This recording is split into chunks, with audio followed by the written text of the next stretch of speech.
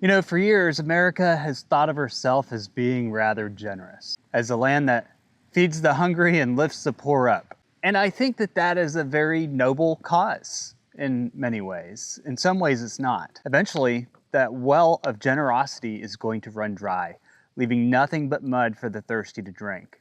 And when that comes, it will cause chaos for everybody. You know, I like Secretary Rollins. I don't necessarily agree with everything she says, but when she stepped into the USDA office and she put a light on the SNAP program and called out corruption, she wasn't wrong in doing that. She said that they have found thousands of fraudulent cases. They've made over 100 arrests. They've removed 700,000 accounts off of the SNAP program. I mean, that's relatively small out of over 42 million Americans that rely on SNAP. Almost 13% of the United States population. They even found benefits that were being paid to the dead. Explain that one to me. But something I think she has done very well is she's kind of shown a light. She's created a mirror for us to look into it, to show how far our country has gone from stewardship into entitlement. Day one of USDA, February 13th, is we sent letters to every governor in America being very clear that no illegal aliens can use SNAP. 0, 0, 0. We asked every state for the first time in history, and this was in February, to send us their data and let us, with DOJ and a war room, actually start going through this data to better understand how this explosion of SNAP benefits happened under Joe Biden. We increased almost 40% on this program in just a couple of years under the Biden administration. Of course, we know they were trying to buy the election, but that's a conversation for another time. And since we have asked for that data, 29 states have complied. Of course, almost all the red states, a couple of the couple blue states too. But in that data, and I haven't talked about this yet publicly, in that data we've studied about $100 billion in spend. We have found thousands and thousands of illegal use of the EBT card. We have been moving people off of SNAP. We've got almost 700,000 people, I think, we've moved off just since the president took office. We've arrested about 118 people. So this has been ongoing. But, Rachel, to your point, what this conversation has allowed is a national spotlight on a broken and corrupt program. We found one guy in 6 different states getting a benefit. We found about 5,000 people that are dead who are still getting benefits. Like, it is time to drastically reform this program so that we can make sure that those who are truly needy, truly vulnerable, are getting what they need, and the rest of the corruption goes away and we can serve the American taxpayer. Now, not every number that she's throwing out there can be checked yet. But it does lay out a familiar problem that we've seen often with the welfare state. A government that just gives freely, but very seldom checks the bucket for holes. Every day, more and more Americans are waking up to the fact that our society is simply unhealthy. We've been being fed poisons and being told to put poisons on our body by corporate America for years. A lot of the things that we've been told were bad for us, like animal fats, are actually good for our bodies. Your skin is the largest organ of your body, which is why on Yanasa Trade & Co., we're pleased to offer you guys bison tallow lotions and creams. These bison tallow lotions and creams are amazing. They're not made by a big corporation. They're made by a homesteader, just like you guys, our friends out of Canada, Dr. Nathaniel and Susan Ostashowski. We've visited numerous bison ranches and farms and parks across the entire continent of North America. And these are some really great people who have come up with some really great products, and you can buy them on Yanasa Trade & Co. and support this program and support your health all at the same time. And I might be alone on this, but I think that shooting the bucket full of holes is part of the plan.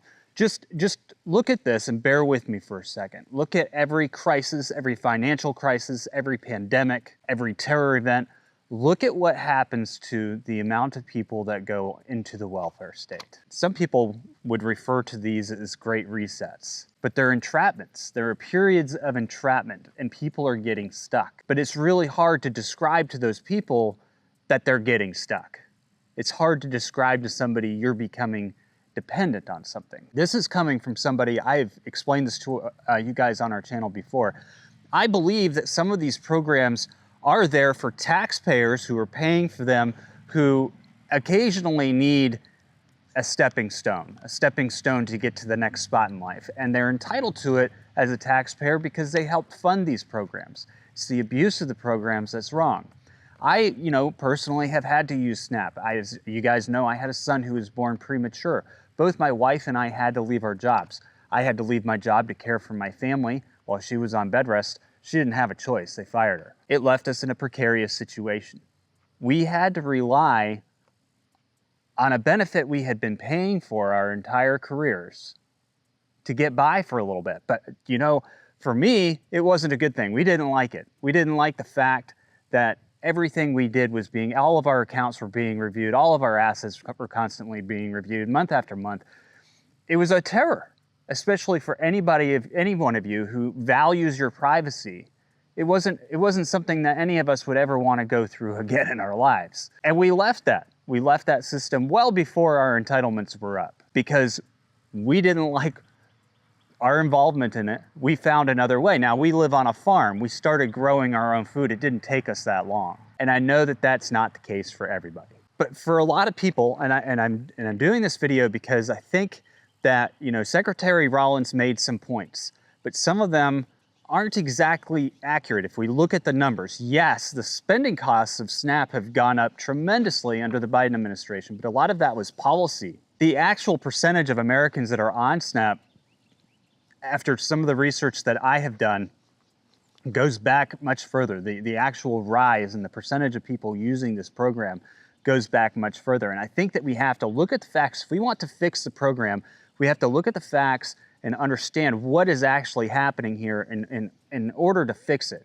And make sure that we're not sitting in a situation again where a bunch of people are getting 50-60% of their SNAP benefits in the month of November because they don't have enough money to pay it. This wouldn't happen if SNAP was only going to the people who are actually entitled to it. Like any habit, what begins as emergency relief becomes routine habit for a lot of people. In the 2008 financial crisis, we made a lot of exceptions to the rules for SNAP in order to survive.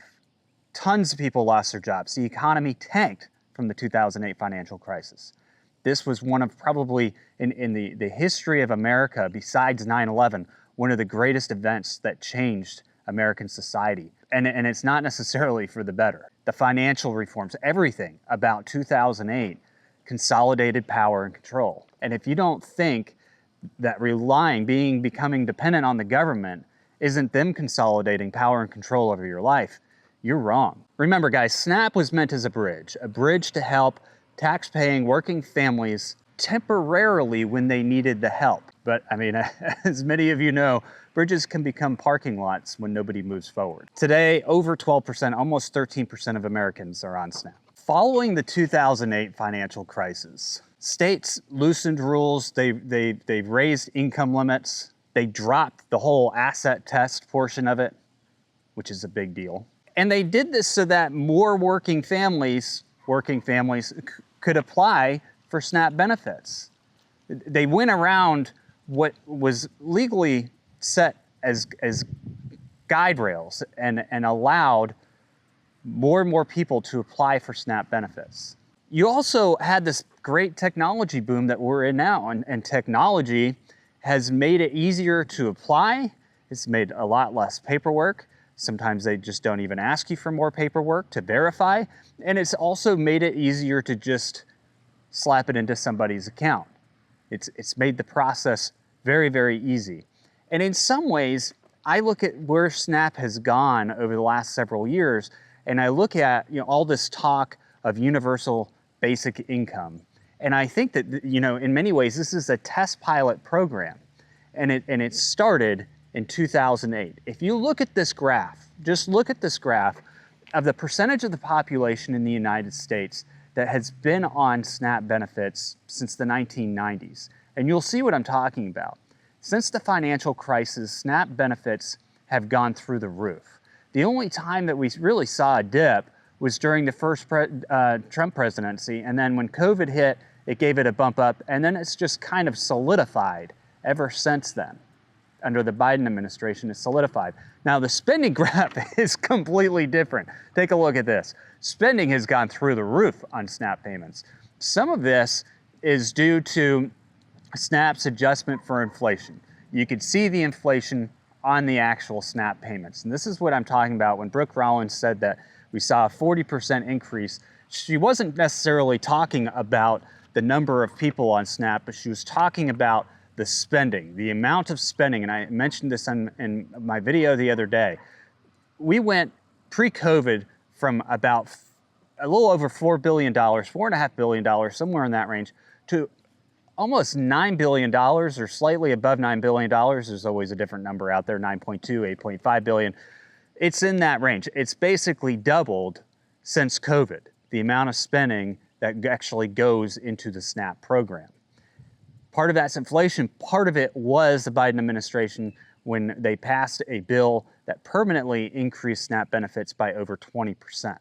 Now, I think part of the problem here is that since 2008, we've removed a lot of friction to getting into the SNAP program, and that removes a lot of guardrails. She mentioned illegals in the SNAP program, and a lot of people are like, how could illegals possibly get into the SNAP program? But when all of these guardrails were dropped, it did open the door, hypothetically, for other people. For example, if somebody comes into this country and they didn't do it legally, but they have a child here, a lot of times their child will be the qualifying person for the entire household. I'm not kidding. That happens a lot. And so when you look at that, there could actually be a significant number on there. The other issues with fake IDs and everything else. I mean, we scratch our heads when she's talking about somebody qualifying for SNAP benefits in 5 different states. How do you do that? They're not checking up on it. But this also brings into a question when we look at the changes over time that our country has gone through. 2008, the financial crisis made major financial changes, including the number of people that are on SNAP. But 9/11 turned our government into a surveillance state. And I think when we're talking about SNAP, we have to be really careful that, yes, the program has to be connected, not to strengthen the surveillance state at the same time. I'm talking about accountability without intrusion, transparency without tyranny. That right there has always been extremely difficult for government agencies. But I also believe that when you accept public aid, there is a trade-off, and that trade-off is your privacy. But again, what the government should be doing is verifying, not spying on you.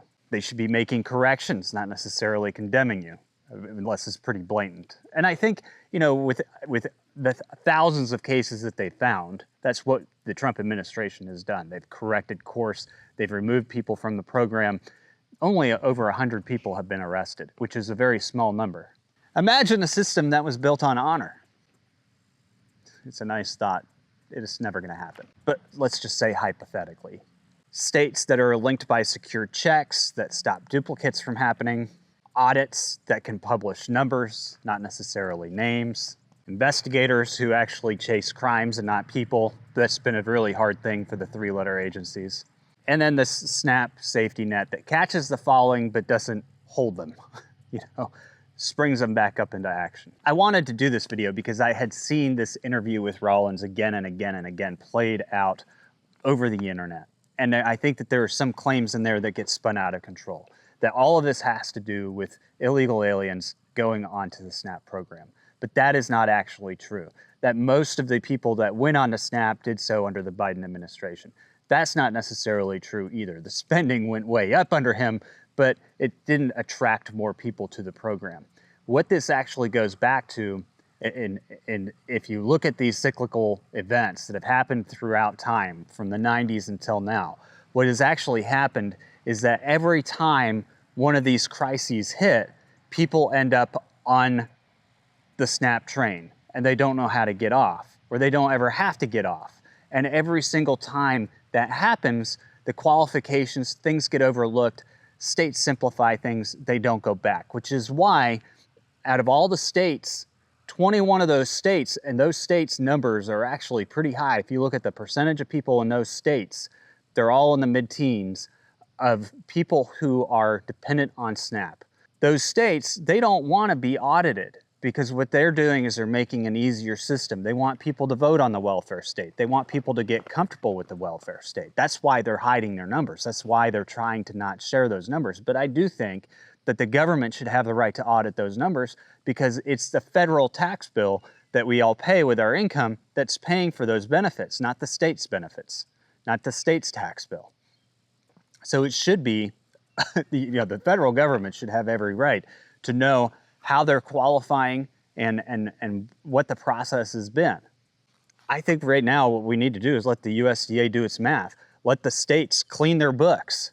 Get the people off the program that shouldn't be on the program. I'm not trying to be a heartless person here. I'm just saying that what we're seeing, these statistics, these numbers, and what we've seen since 2008, that has been the benchmark to where we are today. It hasn't really dipped since that time frame. And the only thing that has changed between now and back then is the fact that states have loosened their grip. The fact that technology has taken over and the SNAP EBT cards have literally become a testing vault for universal basic income. It's a testing ground. See how it works. See how we track people. We're not doing a very good job tracking them. It's failed. Let's drop it and move on. Taxpayers need to see the truth about how government is spending their money, and recipients need to know exactly what the rules are before they apply and know that they can't get away with breaking them. And I think that's the only way that we're ever going to get the SNAP program back to what it's meant to be. A bridge to get yourself back into independence, not a ferry to dependency. But like I said, to get to the root of this, we have to kind of put the politics aside. We have to put the blaming aside, and we have to actually look at the charts, look at the numbers, and realize what has happened here. What has happened is that every financial event, every terror event, every pandemic, like all of these events have triggered a rise in SNAP benefits, and people don't come off of them. They've triggered a reduction in qualifications. They've triggered a reduction in how states process these people who are applying to them. And a lot of it's because when you're in an economic crisis, you do have a lot of applicants, but all of a sudden, you don't ever go back. You don't ever tighten the belt and people stay on the train. That's the real problem here. This goes back much further than a couple administrations. And in order for us to see that and fix the problem, I think that our officials need to recognize that. What you have to realize is that every single one of these events has made the government bigger and the people much smaller, more dependent. I think that we could actually choose to rebuild a nation that's built on accountability and not necessarily control and surveillance. And I think in the long run, it's better for everybody to get people back to work, to get people to get off the system. Imagine, we have a problem with productivity in America. And a lot of it, if you look at the amount of productivity since 2008, it's dropped off the face of the earth. And a lot of this is the problem, a lot of these types of welfare programs. So when people ask me, is everything she said accurate? I don't know. I can't look at all of the numbers. I don't know everything that she's seeing. I don't necessarily think she necessarily said that 700,000 people were illegals. I don't even think that was in the interview with her. I've analyzed her words many times. And I think what she's saying, though, is that there's a fallout of accountability, and they need to get that accountability back. But if you want to trace it, you've got to look further than the past couple administrations. You've got to go back to the real spike in SNAP benefits. And then you've got to look at how all of these events have built this stronger and stronger power of what we call the welfare state. Ancient eras and natural selection have refined and tailored pristine fibers with the resilience for today's days. Evolving beyond the last ice age, bison wool is nature's most dependable activewear. Buffalo Wool Company, 100% proven by nature, 100% American-made. Check out the Buffalo Wool Company collection at yanasatradingco.com.